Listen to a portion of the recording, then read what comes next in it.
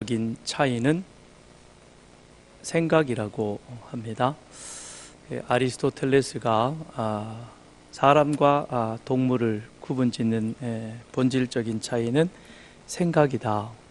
그는 사람 외에는 다른 동물들은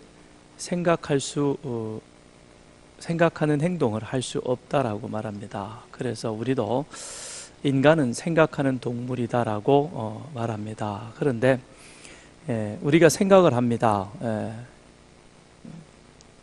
오늘 여기까지 오는 순간에도, 그리고 이 순간에도, 자리에 앉는 그 순간에도 우리는 생각을 하죠. 그죠? 그냥 아무 생각 없이 와서 앉았다가 가는 사람은 아무도 없을 거예요. 다 생각해서 자리에 앉으십니다. 앞에 앉기도 하고 뒤에 앉기도 하고 옆에 앉기도 하고 하여간 그러하죠. 그런데 우리의 생각이 무엇을 생각하느냐에 따라서 생각의 깊이와 차원이 달라지게 됩니다.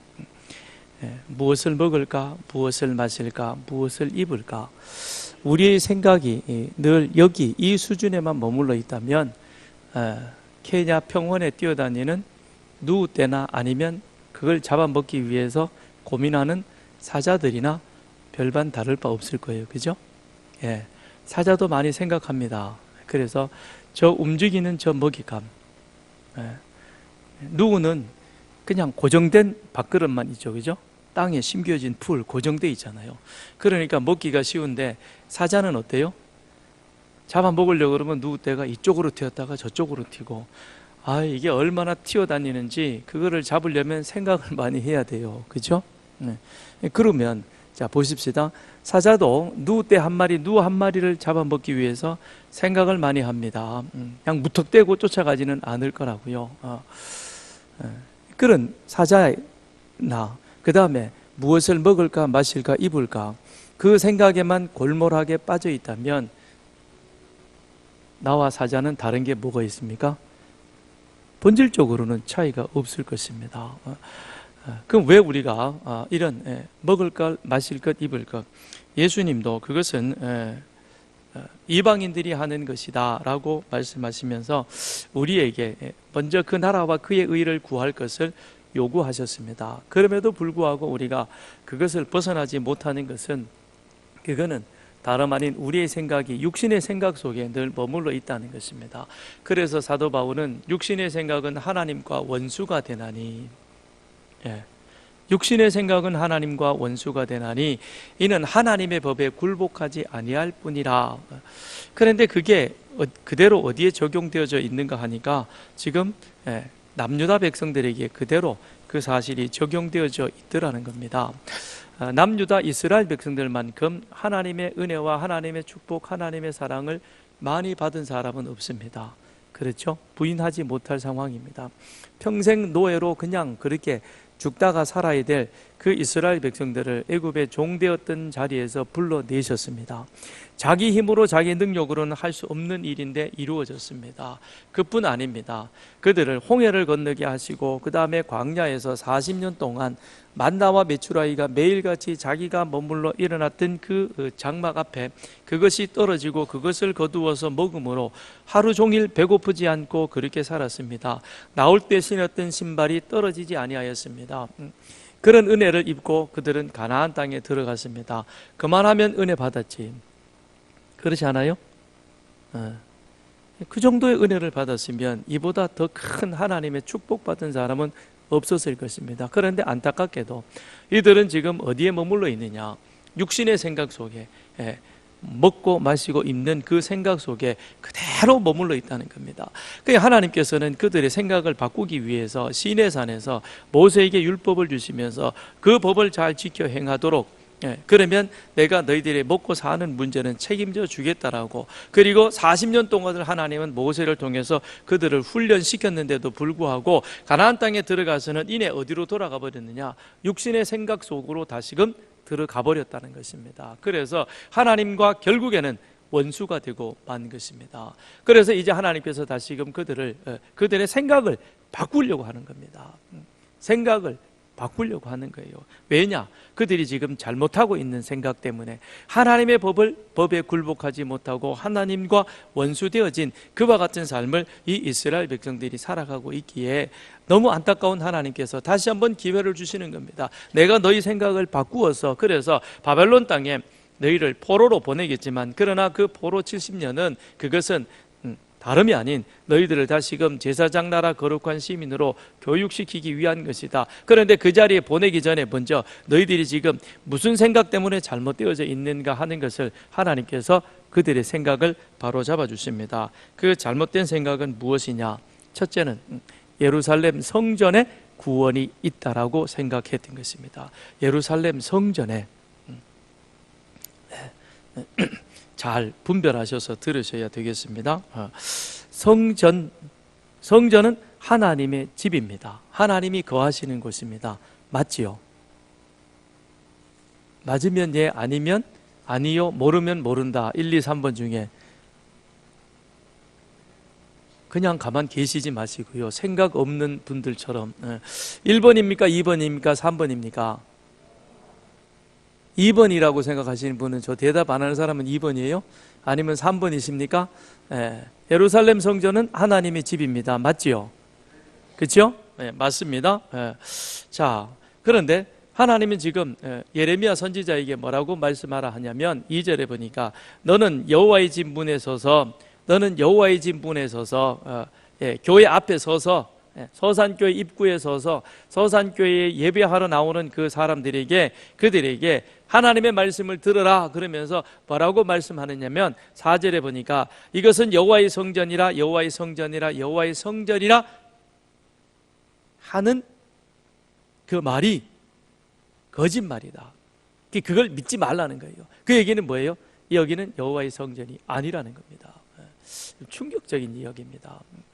하나님의 성전에 하나님 앞에 예배하러 나오는 그들에게 너희는 이것이 여호와의 성전이 아니라라고 그렇게 말하게 한다는 것은 그것은 곧 무엇이냐면 지금 이스라엘 백성들이 남유다 백성들이 그들이 잘못된 생각에 있는 것을 지적해 주는 것입니다. 무엇이냐? 자, 우선은 첫째로 예루살렘 성전으로 그들이 예배하러 나온다는 것은 하나님의 말씀을 기억하고 있는 자입니다. 하나님의 명령은 무엇이었냐면 너희 모든 이스라엘 남자들은 1년에 3번 유월절, 오순절, 초막절 이 절기를 반드시 지키라 그랬습니다. 그런데 그것을 지키되 빈손으로 나오지 말라 그랬어요. 그러면 최소한 하나님의 명령을 기억하고 지금 그 절기를 지키기 위해서 명절을 지키기 위해서 그들은 예루살렘 성전으로 올라오고 있다는 것입니다. 그 사람들은 예루살렘 성전은 여호와의 집이다라고 하는 그 인식을 갖고 있기 때문에 절기를 지키기 위해서 하나님의 명령을 기억하여 나온다는 것이죠. 그런데 또 한 가지는 그들은 그렇게 절기를 지키러 나오면서 그 다음에 무엇 하느냐 하면 이곳에 바로 하나님의 구원이 있다라고 생각을 하는 겁니다. 하나님에게 구원이 있는 것이 아니라 하나님의 성전이 예루살렘에 있기 때문에 그렇기 때문에 우리가 이 성전에 와서 예배하고 성전에 와서 예배하면 그러면 하나님께서 우리를 지켜주셔서 안전하고 보호받고 그 다음에 하나님이 우리를 축복해 주실 것이라는 그런 믿음으로 나왔다는 것입니다. 아니 예루살렘 성전에 하나님이 계시니까 그러니까 우리가 예루살렘 성전에 와서 하나님 앞에 예배합니다. 그러면 하나님이 우리를 지켜주시고 보호해 주시는 것 그게 뭐 틀린 겁니까?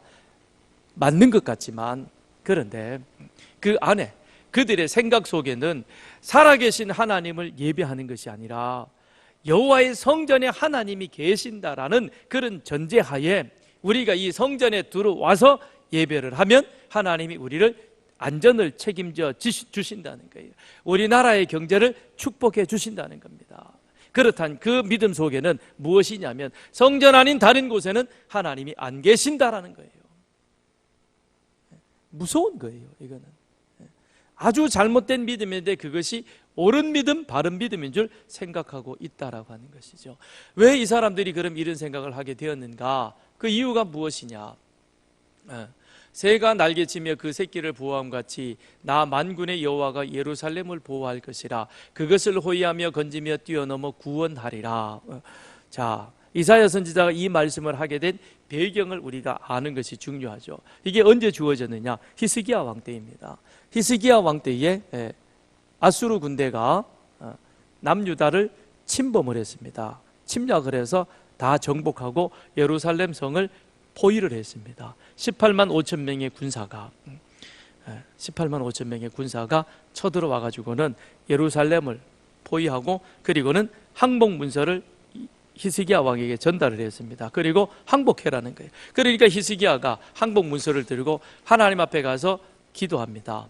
그랬더니 하나님께서 그날 밤에 예루살렘 성을 포위하고 있었던 아수르의 정예군대, 아수르 제국의 정예군대 18만 5천 명을 하룻밤에 산송장으로 깨끗하게 처리를 해버렸습니다.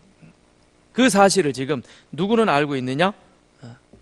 이제 예루살렘 성전으로 예배하러 오는 사람들은 알고 있었다라고 하는 것입니다. 그러니까 그 당시에 아수르가 제국하였을 그때에 주변 모든 나라들, 북이스라엘뿐만 아니라 모압과 암몬과 모든 나라들이 다 아수르 제국하에 있었는데 오직 한 나라, 남유다 예루살렘 성만 건재했다는 것입니다. 그러니 이것이 그들에게 있어서는 대단한 자부심이 될 수 있는 겁니다. 이것이 왜 멸망 안 당한 줄 아느냐? 하나님이 여기 계시니까. 예루살렘 성전에는 하나님이 계시기 때문에, 그렇기 때문에 아수르 아니라 그보다 더한 어떤 제국이 오더라도 절대 무너지지 않아.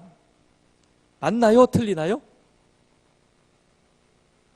1번 맞다, 2번 틀리다, 3번 모르겠다, 1번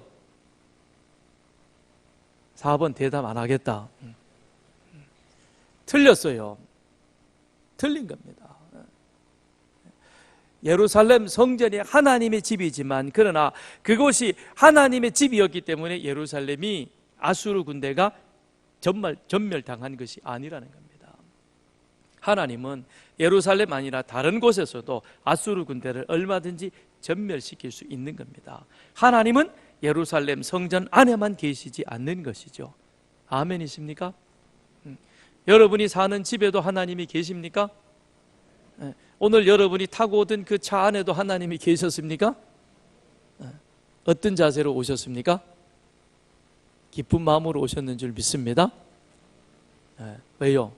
어느 곳에든 하나님은 계십니다. 어느 곳에는 하나님은 계시다라고 하는 것입니다. 그런데 유독히 남유다 백성들은 어떻게만 생각하느냐? 예루살렘 성전에는 하나님이 거하시기에, 그러기에 우리가 안전하고, 그러기에 우리가 보호받는다 라는 겁니다. 그렇기 때문에 예레미야 선지자가 야, 너희들이 지금 이 생각 잘못되었어 라고 이야기를 하지만 그 예레미야 선지자의 말을 듣지 않는 거죠. 믿지 않는 겁니다. 왜 그러느냐? 예레미야가 약 한 45년 가까이 40년 이상을 목회를 했습니다. 그런데 아무도 예레미야가 외치는 말을 듣고 그 생각을 돌이켰던 사람이 없었어요. 그 얘기는 뭐예요? 죽어도 우리는 이렇게 가겠다는 겁니다. 아무리 예레미야 선지자 네가 그렇게 외쳐도 하나님은 어느 곳에 계시고 우리의 생각을 바꾸어서 이제는 우리가 살아계신 하나님을 예배해야 된다라고 네가 아무리 외쳐도 무슨 얘기야? 솔로몬이 지었던 이 성전에는 하나님이 거하시고 하나님이 계신 증거로 아수르 군대가 그렇게 전멸당하지 않았느냐. 그러니까 우리는 여기 와서 예배하고 나면 그 다음에 모든 것은 만사 형통이라는 겁니다. 그러면서 어떻게 살아갑니까? 4절에 보니까 3절에 예레미야가 뭐라고 지적합니까? 너희 길과 행위를 바르게 하라. 너희 길과 행위를 바르게 하라. 이 얘기는 바르지 않다는 것이죠. 5절에도 반복하고 있습니다. 너희가 만일 길과 행위를 참으로 바르게 하여, 만일입니다. 지금 이건 아주 잘못되어져 있는 것이죠. 아주 잘못되어져 있는데 그 길과 행위를 너희들이 지금이라도 돌이키면, 그러면 하나님께서 7절에 내가 너희를 이곳에서 살게 하리니 곧 너희 조상에게 영원 무궁토록 준 땅이니라. 하나님이 이스라엘 백성들을 애굽에서 불러내실 때에는 그들을 멸망시키고 잘못되게 하기 위해서 그렇게 불러낸 것이 아니라는 것이죠. 하나님이 이스라엘을 애굽에서 불러내실 때에는 가나안 땅에 들어가서 하나님이 주시는 은혜와 복을 받으면서 영원히 그곳에서 잘 살도록 하기 위해서 하나님이 이스라엘을 애굽에서 불러내셨죠.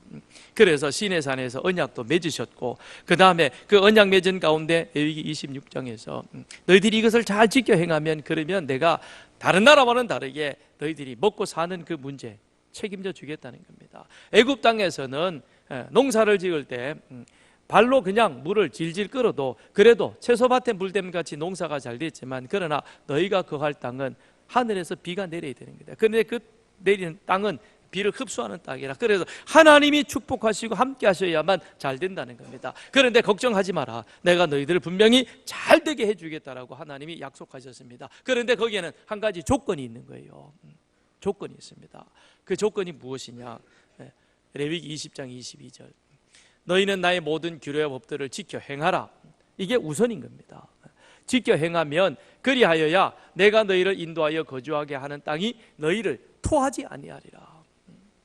가나안 땅에서 너희가 영원히 살게 될 것입니다. 그런데 그렇지 아니함에 살아가니까 15절에 내가 너희 모든 형제 곧 에브라임 온 자손을 쫓아낸 것 같이 내 앞에서 너희를 쫓아내리라. 에브라임 북이스라엘이죠. 형제 나라죠. 그들보다 이미 먼저 아수르에 의해서 멸망당했죠. 왜요? 하나님이 모든 규례와 법들을 지켜 행하지 아니하고 여로보암 이후로부터 200년 동안 계속해서 우상 섬기며 자기 마음대로 자기 멋대로 길과 행위를 자기 멋대로 정해서 그렇게 지켜 내려온 결과 그들은 그렇게 되었다는 것입니다. 그 사실을 너희가 보지 않았느냐?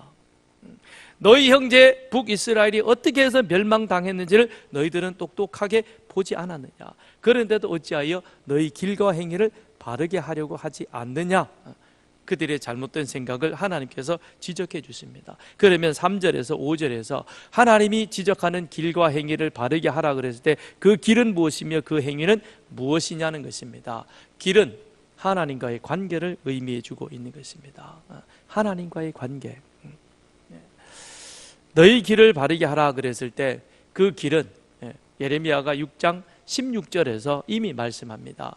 여호와께서 이와 같이 말씀하시되 너희 길에 서서 보며 옛적 길 곧 선한 길이 어디인지 알아보고 그리로 가라. 너희 심령이 평강을 얻으리라 하나 그들의 대답이 우리는 그리로 가지 않겠노라. 자, 길은 길과 행위를 바르게 하라 그랬을 때 그 길은 하나님과의 관계, 하나님과의 관계. 그런데 그 하나님과의 관계를 말해주고 있는 그 길은 어떤 길이냐면 예레미야가 6장 16절에서 옛적 길이라 그랬습니다. 옛적 길이란 그것은 다름 아닌 믿음의 조상들이 순수한 마음으로 하나님을 믿고 순종하며 따라갔던 그 길입니다. 자, 다시 한번 정리를 하겠습니다. 예레미야 선지자가 남유다 백성들이 지금 잘못된 생각을 가지고 잘못된 삶을 살아가고 있습니다. 그랬더니 그들의 생각을 바르게 잡아주기 위해서, 즉 예루살렘 성전이 있기 때문에 너희가 구원을 받는 것이 아니라 먼저는 우리가 하나님과의 관계가 바르게 되어져야, 그래야 하나님 보호하심을 받을 수 있다라는 것을 말해주고 있는 것이죠. 그러면서 너희 길을 바르게 하라 그랬습니다. 그런데 그 길은 무슨 길이라고요? 하나님과의 관계를 말합니다. 그런데 하나님과의 관계는 어떻게 해야 바른 것이냐? 따라합시다. 믿음의 조상들이 순수한 마음으로 하나님을 믿고 순종하며 행한 것. 자, 거기 보면 순수한 마음, 육신의 생각이 들어가지 않습니다.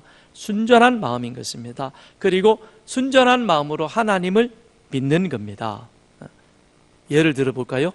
노아에게 하나님께서 방주를 만들라 그랬죠. 노아는 지금까지 한 번도 방주를 지어본 적이 없습니다. 그런데 하나님이 그 모양을 말씀해 주십니다. 그러니 노아는 어떻게 했어요? 방주를 지었죠. 그죠? 왜 만들었어요? 에? 하나님의 명령이니까 순종한 마음으로 한 것이죠. 그죠? 하나님이 아브라함에게 고향 친척 집을 떠나라 그랬습니다. 그러면서 하나님께서 지도를 주셨어요. 그죠? 아니죠? 예, 그러면 곤란합니다. 예, 엉겹결에 그냥 네 그러면 큰일 나요. 예, 하나님 아브라함에게 내 고향 집을 떠나라 그랬는데 그 떠나라 그럴 때 하나님의 명령은 뭐였어요? 보여줄 땅입니다. 보여줄 땅. 근데 그 땅이 어딘지를 몰라요. 그래서 갈바 히브리서 기자는 아브라함이 갈 바를 알지 못하나 믿음으로 순종하여 고향을 떠났다 그랬습니다. 자, 노아가, 아브라함이, 모세가, 다니엘이 믿음으로 걸어갔던 그 길. 그런데 거기에 인간의 생각과 방법이 아니라 하나님을 하나님으로 온전히 믿는 그 믿음으로 그들은 순종의 길을 걸어갔다라고 하는 것입니다. 그런데 지금 남유다 백성들은 시내산에서 하나님과의 언약을 맺고 그리고 하나님의 약속이 분명히 그들 가운데 함께한다는 사실을 하나님은 40년 동안 광야에서 그들을 훈련시켜서 가나안 땅으로 보내주셨습니다. 그래서 그거 잘 안 지켜지니까 사사시대를 지나면서 엉망이 되니까 다시 사무엘 선지자를 세워서 20년 동안 그들을 또 훈련시켜 주셨어요. 그렇죠? 그런데도 불구하고 지금도 어디로 갑니까? 잘못된 길로 가고 있는 거예요. 그 길을 바르게 돌리라는 겁니다. 하나님과의 관계를 바르게 정리하라는 겁니다. 하나님은 어디에도 계시고 어떤 곳에도 계시고 무슨 일이도 할 수 있는 자임을 우리가 믿어 나아가야 할 줄 믿습니다. 그 다음에 두 번째로는 행위를 바르게 하라 그랬습니다. 행위는 사람들과의 관계를 바라는 거예요. 사람들과의 관계. 자, 저를 보세요. 우리가 믿는 우리 인간들이 죄를 범하는 것은 두 가지예요. 하나는 하나님 앞에 불경건의 죄를 짓는 것이고요. 그러니까 불경건은 하나님을 부인하든 하나님을 믿더라도 하나님 앞에 불순종하든 이게 불경건입니다. 다 포함되어지는 거예요. 그 다음에 두 번째로 짓는 죄가 사람과의 관계에서 불의라고 하는 불의함인 것입니다. 우리는 두 가지 죄예요. 불경건, 불의함입니다. 그런데 잘 보시면 사람과의 관계가 원만하고 부드럽고 괜찮으면 그러면 그 사람의 삶을 위로 올라가서 들여다보면 하나님과의 관계가 바르게 되어져 있습니다. 그런데 하나님과의 관계가 온전치 못하면요, 그 다음 10계명에서 제5계명이 뭐죠? 갑자기 물어보니까 잘 몰라 아는데, 그죠? 내 부모를 공경하라, 맞나요? 거기서부터 시작해서 사랑과 연관되어져 있는 것이 쭉 나오게 되죠. 그런데 그런 것들이 제대로 되어지지 않습니다. 하나님과의 관계가 어그러지면 사람과의 관계 속에서 살인, 간음, 도둑질, 그 다음에 시기, 질투, 그 다음에 거짓말, 남을 등쳐먹는 것, 이런 일들이 그냥 쫙 일어나게 되는 거예요. 그러니까 다시 뒤집어서 말하면 사람과의 관계 속에서 이 사람은 계산이 온전치가 않아, 저거는 실없는 사람이야, 약속해도 약속도 잘 안 지켜, 아이고 저걸 사람이라고 믿냐, 그런 사람들을 뒤집어 놓고 보면요, 다 뭐가 잘못되어 있느냐? 하나님과의 관계가 잘못되어져 있는 겁니다. 그러니까 하나님과의 관계가 잘 되어 있으면 그 옆에 사람과의 관계도 원만하게 되는 겁니다. 그런데 자, 남유다를 보십시오. 그들이 지금 하나님과의 관계가 온전치 못하니까 그 다음 무슨 문제가 생기느냐, 6절에 가서 보면 하나님이 사람과의 관계에서 세 가지를 조심하라 그랬는데, 지금 이들은 이방인과 고아와 과부를 압제하지 아니하며 무죄한 자의 피를 이곳에서 흘리지 아니하며 다른 신들의 뒤를 따라 화를 자초하지 아니하면 그랬죠. 지금 다 이걸 하고 있는 거죠, 그죠? 첫째는 뭐예요?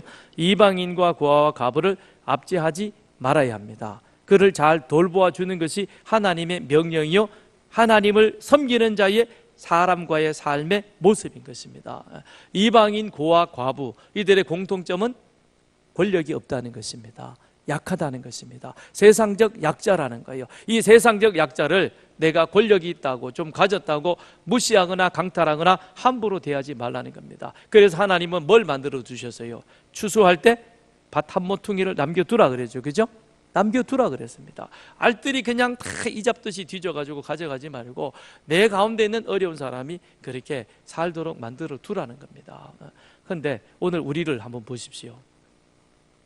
오늘 우리나라를 한번 보시라고요. 내로남불이 누구의 얘기입니까? 저 위에 권력 잡은 자들의 이야기입니까? 아니면 나의 이야기도 됩니까? 우리가 주목해서 잘 보아야 할 것입니다. 그 다음에 두 번째는 또 무엇이냐? 무죄한 자의 피를 이곳에서 흘리지 말라. 가나안 땅에서, 그 다음에 성전에서 흘리지 말라 그래요. 무죄한 자의 피를 흘리면 그것을 하나님은 죄라고 규정을 하셨습니다. 그런데 지금 이들이 그와 같은 일들을 하고 있다는 것이죠. 그 다음에 세 번째는 다른 신들, 우상 숭배하지 말라 그랬습니다. 그런데 9절에 가서 보십시오. 어떻게 했습니까?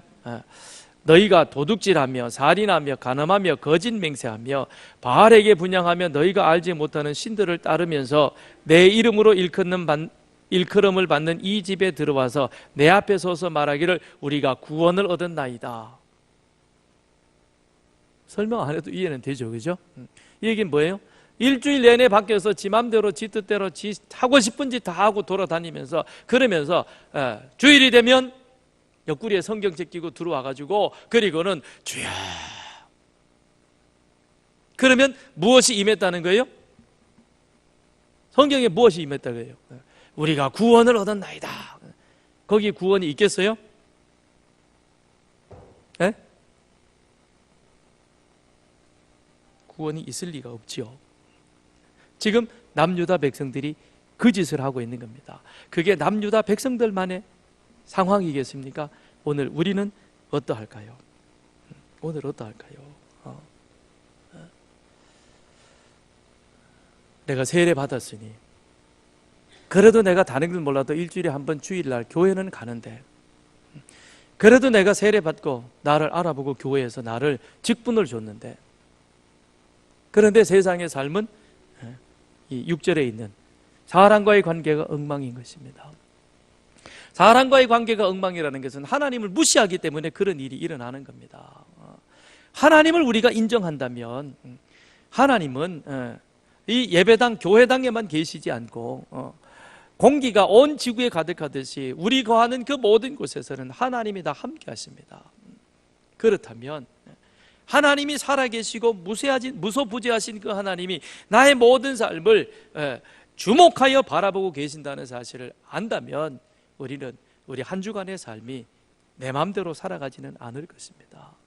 분명 하나님께서 말씀하신 우리의 행위가 하나님 앞에서 반듯하게 나아갈 것입니다. 그런 삶을 살지 아니하고 내가 죄 지었으니까 교회에 나오지 그런 이상한 이유 논리를 갖다 대지 마십시오. 내 마음대로 하고 싶은 대로 다 해놓고 주여 제가 연약하여 죄를 지었나이다. 그건 하나님이 결코 기뻐 받아 보시지 않습니다. 내가 죄를 짓지 아니하려고 내가 어떻게든지 내 가운데 있는 이웃과 이방인과 고아와 과부와 가난한 자들을 도와주기 위해서 애를 쓰고 노력했는데 그게 제대로 안 됐을 때 여기 나와서 세리처럼 주여 나는 죄인으로소이다 그랬을 때 하나님의 긍휼이 임하는 것이지 아주 뻔뻔하고 가증스러운 모습으로 세상 속에서 그렇게 살아가 놓고 여기 와서 하나님 나를 긍휼히 여기소서 그러면 하나님이 우리를 보시면서 어떻게 하시겠습니까? 역겹다 그럴 거예요. 그러니 야 예레미야야 성전문 닫을 자가 있었으면 좋겠다. 더 이상 내 성전을 더럽히지 않는 자가 있었으면 좋겠다라고 그렇게 하나님께서 탄식하는 겁니다. 그러니 15절에 내가 너희 모든 형제 곧 에브라임 온 자손을 쫓아낸 것 같이 누구도 너희도 내 앞에서 쫓아내어 버리리라. 하나님이 이스라엘을 애굽에서 종되었던 자에서 불러낼 때는 이렇게 쫓아내려고 불렀겠습니까? 아니요. 하나님이 그 아들 예수를 십자가에 못 박아 희생시키고 죽이실 때까지는 우리를 그만큼 사랑하셔서 우리에게 구원의 은혜를 더하여 우리를 사랑하기 위해서 그러셨는데 그런데 우리의 말과 행위가 예수의 죽음을 헛되게 한다면 하나님께서 실망하실 거예요. 답답하실 거예요. 너무너무 안타까울 겁니다. 요즘 우리 한국 대학에 중국인 유학생들이 많이 온대요. 중국인 유학생들이 그들이 와서 하는데 우리 국내 학생들보다 학비가 훨씬 비싸대요. 그런데 학교 측에서는 돈을 많이 가져다 주니까 그게 도움이 되어서 그러는지 모르겠는데 학생들의 평가는 부정적이에요. 왜 그러느냐 그랬더니 첫째는 공부하려는 의지가 없다는 거예요. 왜 왔는지 모르겠대요. 그래서 한국말도 잘 못하고 그리고 또 한 반에 한 30명, 40명, 20, 30명 모여서 강의를 들으면 그 중에 약 한 많으면 3분의 1 정도, 적게는 한 15%까지 중국 학생들이 있다는 겁니다. 그런데 교수가 과제를 내주면서 한국 학생, 중국 학생 같이 섞어가지고 그룹 토의를 하거나 과제물을 하도록 하는데 그런데 얘네들이 안 한다는 거예요. 과제물 낼 때 그러면 미치겠다는 거예요. 안 하니까. 더군다나 더 답답한 거는 토론을 하는데 책을 읽고 토론해야 되는데 토론하자 그러면 한마디도 안 하는 거예요. 그래서 그 팀장이 한번 얘기 한번 해보시죠 그러고 그 사람에게 기회를 주면 안 한대요. 그래서 왜 안 하십니까? 그러면 책을 안 읽고 왔대요. 그래서 너무 짜증난다는 거예요. 짜증난대요. 같이 공부하는 그 자리에 전혀 협조가 되어지지 아니하면 짜증나듯이 하나님도 우리를 보시면서 짜증내지 않기를 바랍니다.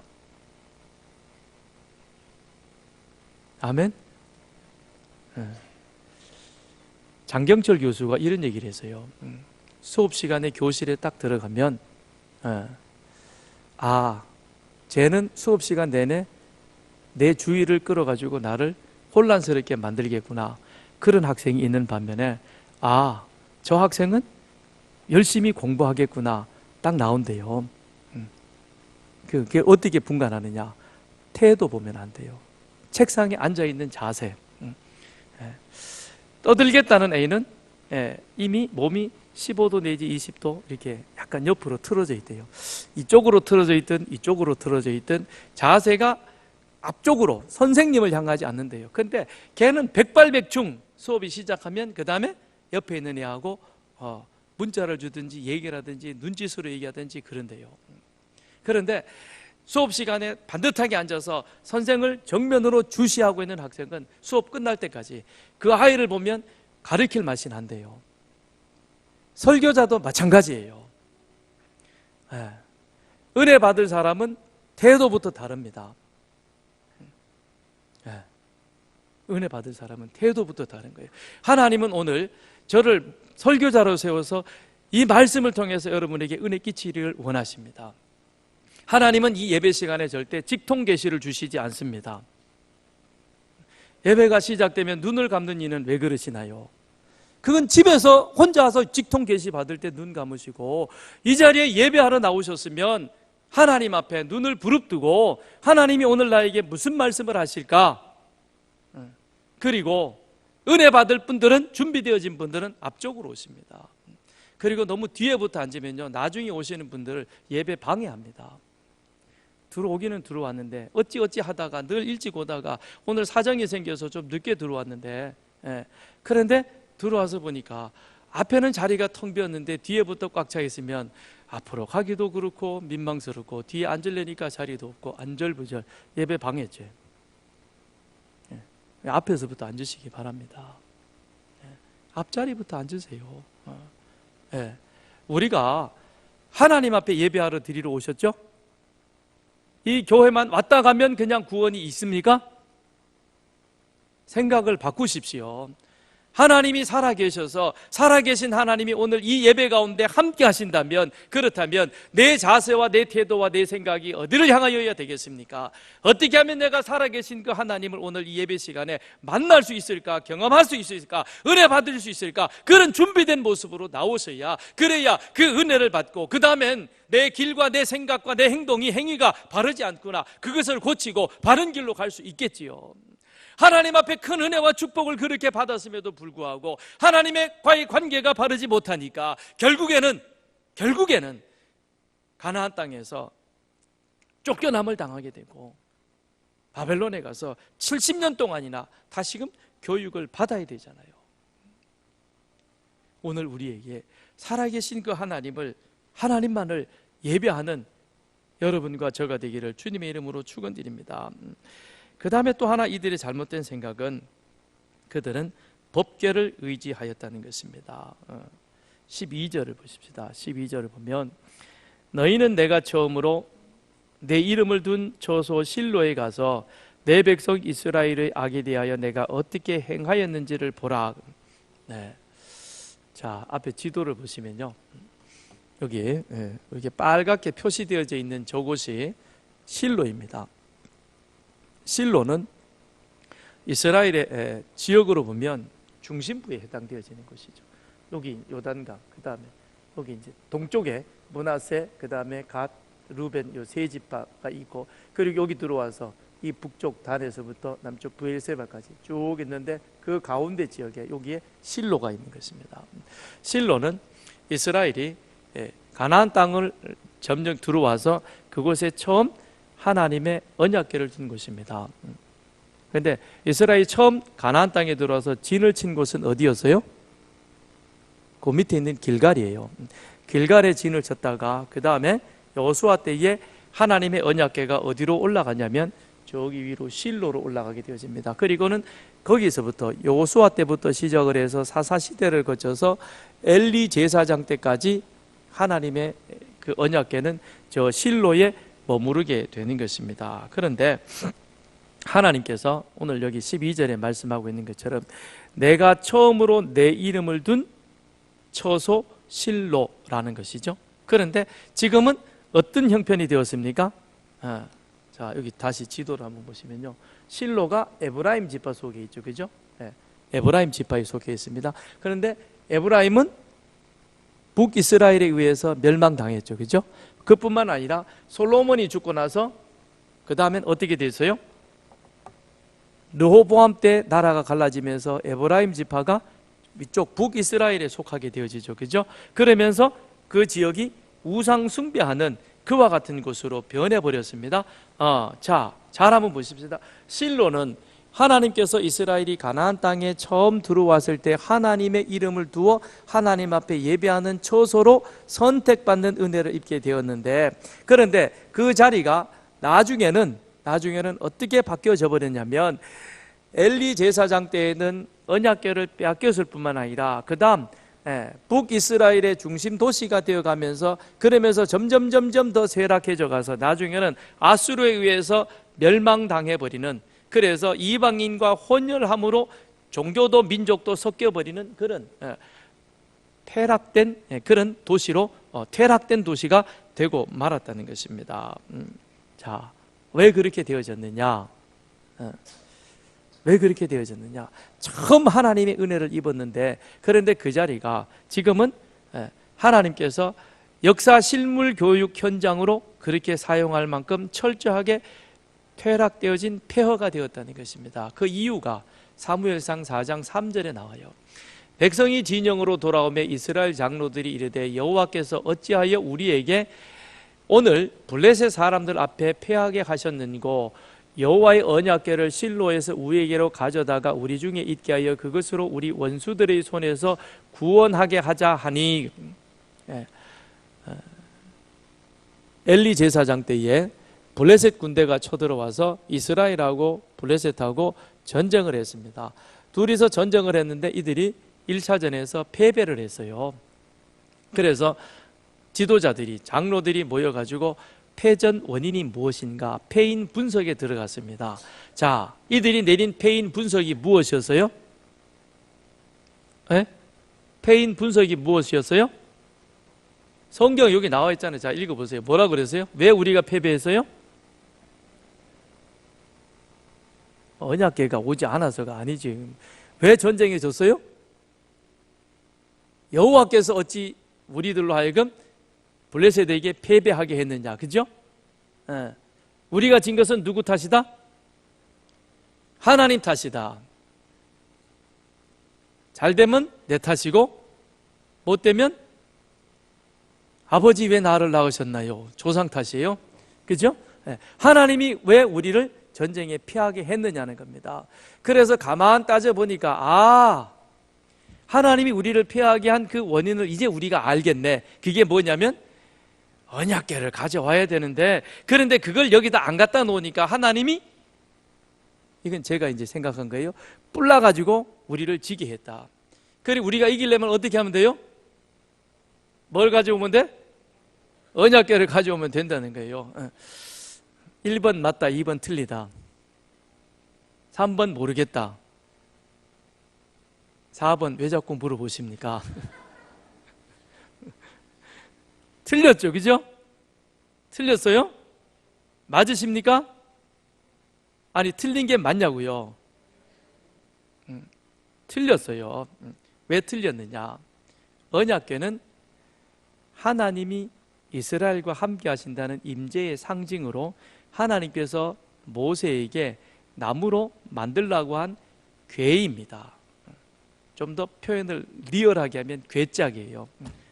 바로 이런 것과 같다고 생각하면 돼요. 이 정도 크기 정도 되어지는 나무 궤짝입니다. 그리고 거기에다가 금을 입혀놓은 것 뿐이에요. 그리고 그 안에는 뭐가 들어있느냐?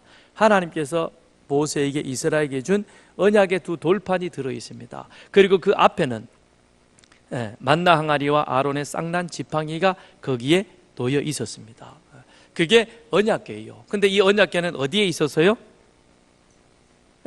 성막 지성소에 있었습니다.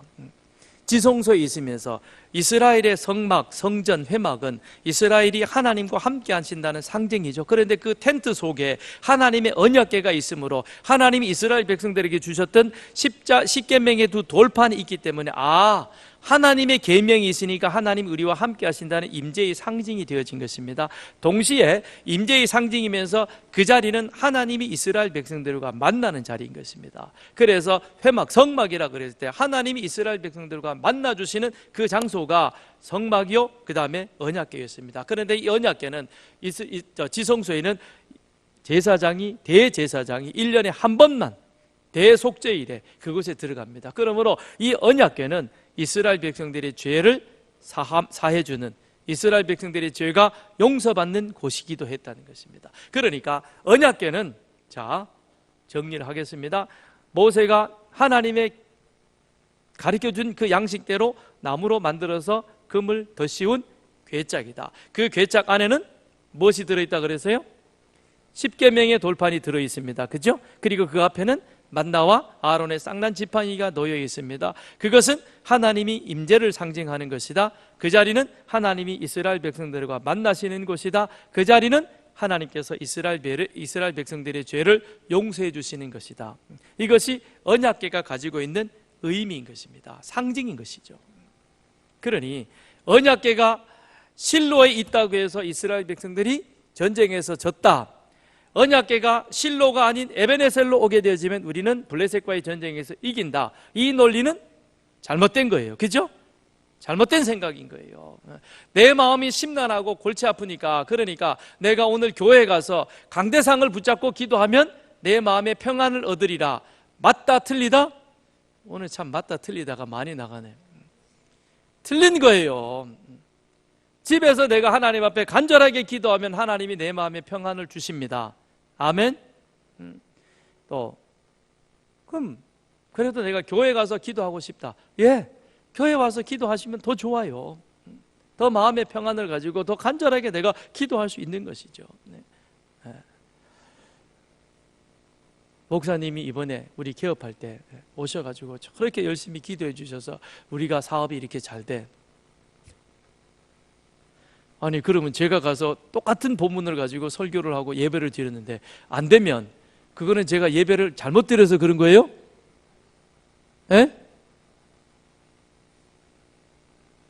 우리가 개업할 때 바로 시작하기 전에 먼저 개업 예배부터 드리고 해야 되는데 하다가 나중에 해가지고 이게 안 되나 보다.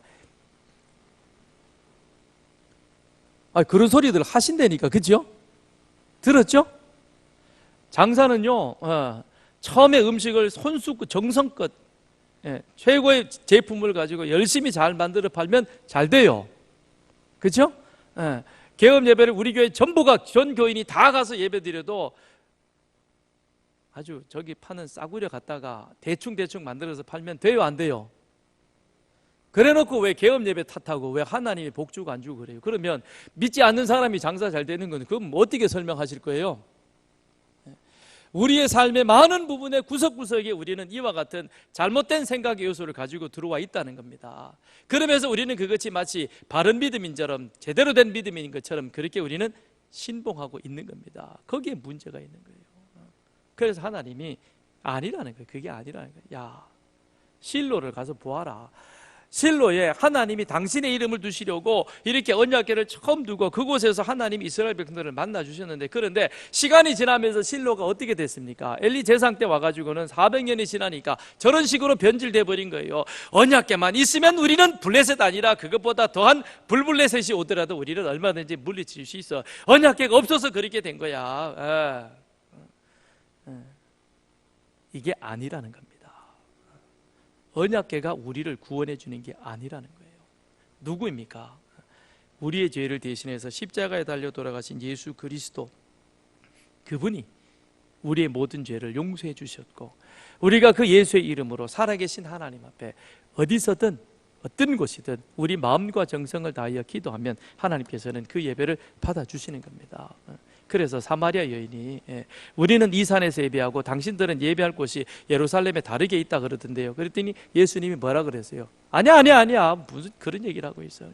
하나님은 영과 진리로 자기 온 마음을 다하여 예배하는 자를 하나님은 지금도 찾으신다 그랬습니다.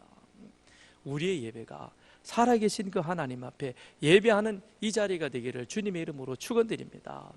그러므로 내가 오늘 주일날 예배하러 이 자리에 들어왔다면 살아계신 그 하나님 앞에 예배하는 자리이기에, 그러기에 관중처럼 적당히 아무 자리에 앉아서 눈 떴다 감았다, 자세를 올렸다 내렸다 그렇게 하지 마시고 기왕에 한번 드리는 이 예배, 정말 살아계신 하나님 앞에 생명 바쳐 온 힘을 다하여 신령과 진정으로 예배하고 주시는 그 은혜에 힘입어서 승리하며 나가는 여러분 되기를 바랍니다. 말씀을 마치겠습니다. 하나님께서 남유다 백성들에게 바라시는 것이 하나 있었습니다. 그게 무엇이냐?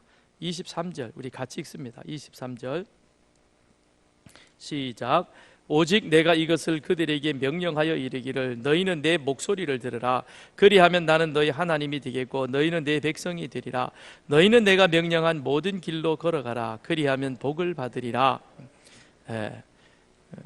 내가 이것을 그들에게 명령하여 이르는데, 하나님이 남유다 백성들에게 간절히 바라는 게 있었습니다. 그게 무엇이었습니까? 내 말 좀 들어보라는 겁니다. 내 말 들으라는 거예요. 그럼 내 말을 듣는 것은 무엇이겠습니까? 그것은 하나님께서 모세에게 주셨던 그 계명입니다. 그 규례인 것입니다. 그 명령인 것입니다. 그래서 여기 23절 후반에 나오죠. 너희는 내가 명령한 모든 길로 걸어가라. 하나님의 말씀을 듣는 것은 하나님이 모세에게 시내산에 주셨던 그 십계명의 그 계명을 듣고 그대로 그 길로 걸어가는 겁니다. 그러면 하나님이 어떻게 하시겠다고 약속하셨습니까? 23절 마지막에 그리하면 복을 받으리라. 복이 앞서는 게 아니에요. 하나님의 목소리를 듣고 그 계명을 순종하며 실천하며 지키며 하나님과 사람 사이의 그 관계를 잘 내가 말씀대로 행하면 그리하면 무엇을 주시리라? 복을 받으리라. 하나님은 오늘 동일한 심정으로 우리들에게도 말씀하십니다. 제발 내 말 좀 들으라. 내 생각대로 하지 말고 너의 생각대로 그렇게 그런 믿지 말고 제발 하나님의 말씀을 좀 바르게 알고 바른 신앙을 가져라. 그러면 내가 너희를 복 주리라. 아멘. 기도하겠습니다. 하나님,